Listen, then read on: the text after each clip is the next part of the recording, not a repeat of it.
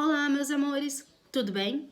Hoje nós vamos dar sequência aos nossos estudos de língua portuguesa e falaremos no capítulo 18 sobre coesão sequencial, parte 2. Bom, o que é coesão? A gente sabe que coesão é a parte responsável pela aplicação das normas gramaticais. E por que a coesão é importante?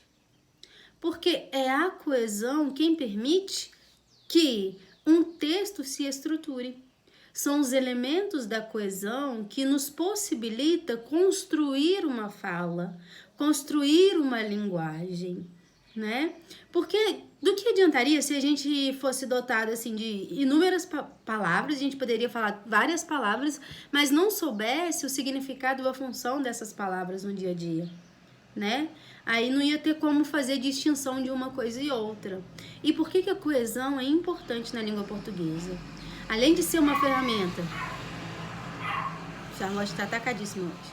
Além de ser uma ferramenta poderosíssima, porque é a coesão que nos permite construir um texto, é importante também porque é graças à coesão que a gente consegue fazer, na construção do nosso texto, na construção da nossa fala, uma conexão de sentido. É a coesão que nos possibilita trabalhar com aquilo que a gente chama de coerência, de sentido, tá bom? E aí a gente vai ver agora algumas funções de certos articuladores, porque a gente sabe que como ferramentas de coesão, o que a gramática nos dá? Nos dá as classes de palavras. E essas classes de palavras, elas nos são oferecidas para que a gente possa usá-las no nosso dia a dia e tal.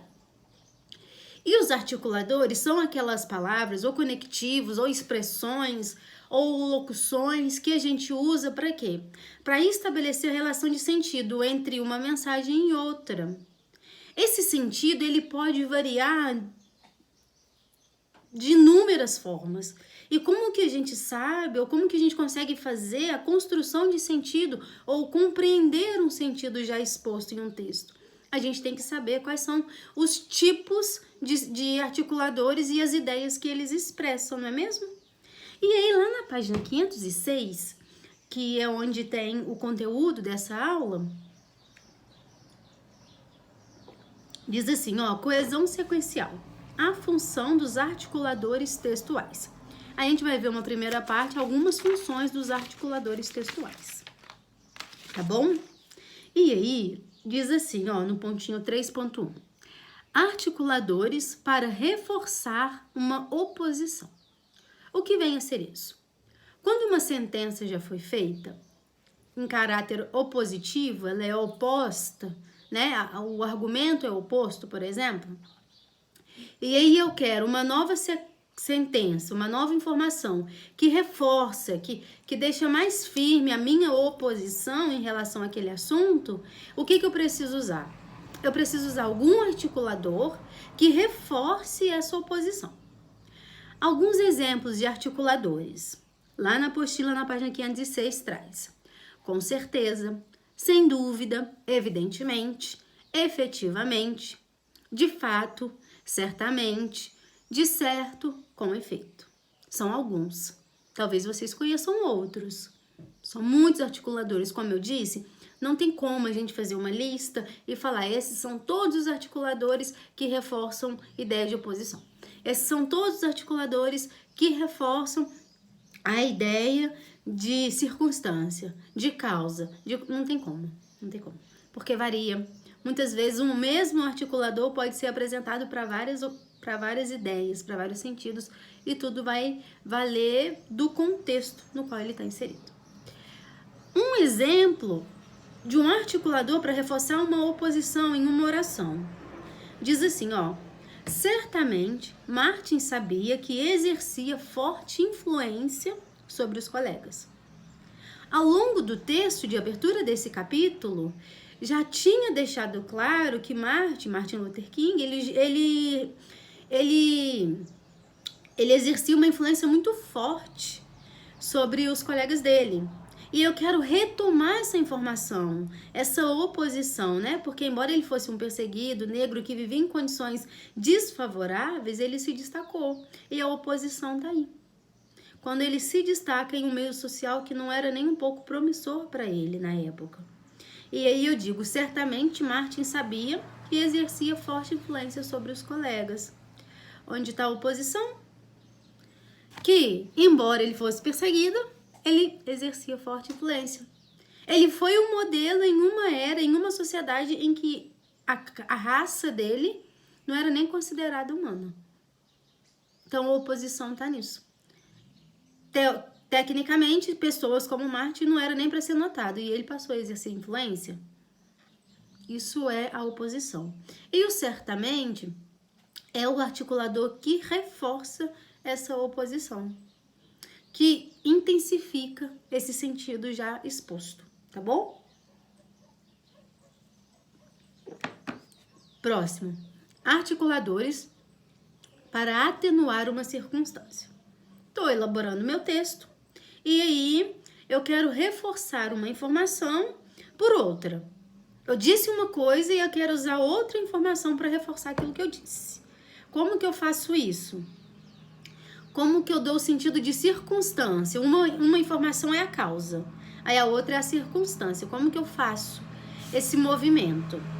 Eu posso usar articuladores como, por exemplo, pelo menos, no mínimo, quando menos, ainda que, sequer.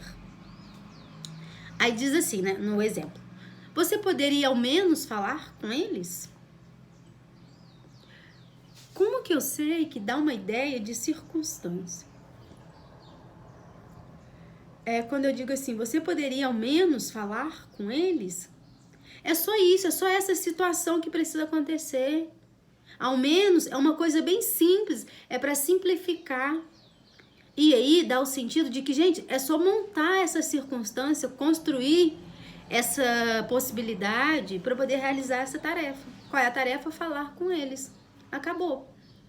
Então, a circunstância é, ao menos, é a tentativa. E falar com eles é a consequência dessa possibilidade já imposta. Tá bom? Próximo. Articuladores para retomar fatos ou informações. Aí esse eu vou ler para vocês porque ele é muito interessante. Diz assim, ó. Muitas vezes é preciso recapitular algumas informações para que os interlocutores consigam acompanhar o raciocínio exposto.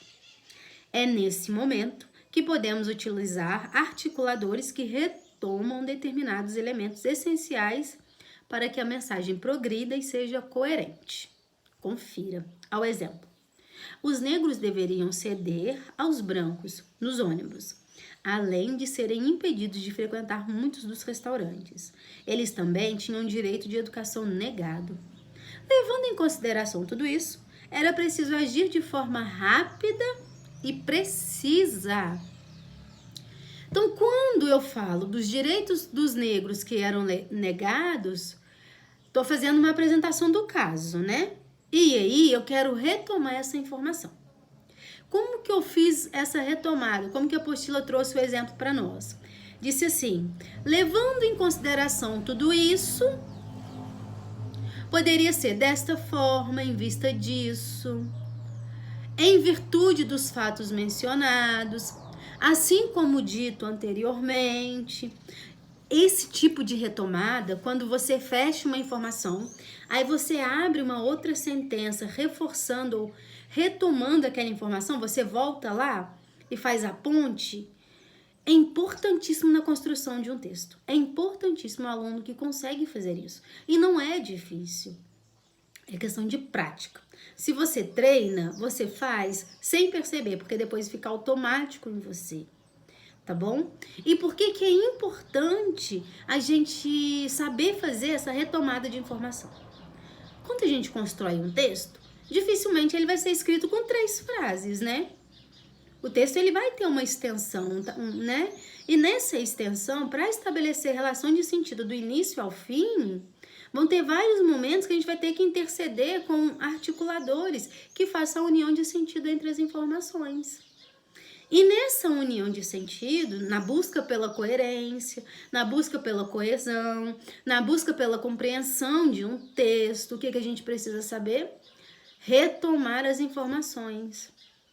essa retomada de informações não necessariamente é repetir aquilo que já foi dito anteriormente. É aí que está o grande lance da coesão. Para a gente não ficar repetindo e fazendo aquela coisa cansativa no texto, a gente tem uma infinidade de ferramentas que podemos usar a fim de fazer o quê? A fim de fazer uma construção lógica de um texto, uma construção lógica de uma fala, de uma conversa, de uma discussão. Não existiria compreensão, não existiria entendimento entre nós, seres humanos, se não houvessem articuladores que nos possibilitassem construir sentido. Se não houvesse os aspectos da coesão, por exemplo. É um saco, desculpa a expressão, ficar corrigindo os aspectos de coesão, ou ficar nos policiando em relação a isso. É muito cansativo, é chato mesmo. Porém, no dia a dia, a gente usa os articuladores, os elementos de coesão sem nem dar conta que está usando. É automático. Porque se a gente não fizer o uso, o que acontece? Nós não compreendemos a fala dos outros e os outros não compreenderiam a nossa fala também. Seríamos todos pessoas alienadas, presas, cada um à sua própria linguagem. Imagina viver numa sociedade onde cada ser humano falasse uma língua diferente e ninguém se compreendesse. Tanto que não importa a língua. Toda e qualquer língua tem regras gramaticais. Toda e qualquer língua tem aspectos de coesão e coerência. Para quê? Para que aquela linguagem daquele povo seja consolidada e possibilitada de construção de sentidos e ideias.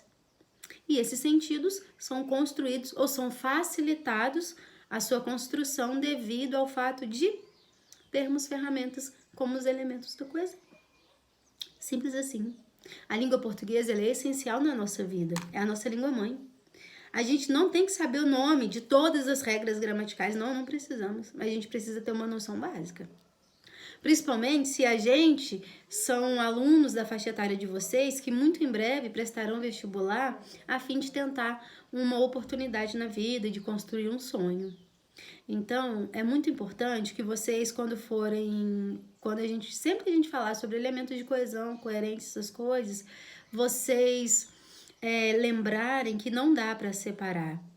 Nesse sentido, esse conteúdo, língua portuguesa e redação, tá bom? Hoje é língua portuguesa, eu estou explicando para vocês como funcionam essas ferramentas. A redação é quando eu peço para vocês construir um texto e aí eu cobro a aplicação dessas ferramentas nos textos de vocês. Uma coisa está diretamente ligada à outra, ok? Nós temos um último articulador aqui nesse pedacinho, que é o articulador para corrigir ou reformular uma informação. Já disse uma informação, me equivoquei e quero corrigir a sentença. O que eu posso fazer? Posso usar elementos como, por exemplo, aliás, isto é, melhor ainda, quer dizer, antes disso. Exemplo, não reaja à provocação. Ou melhor, ignore-a.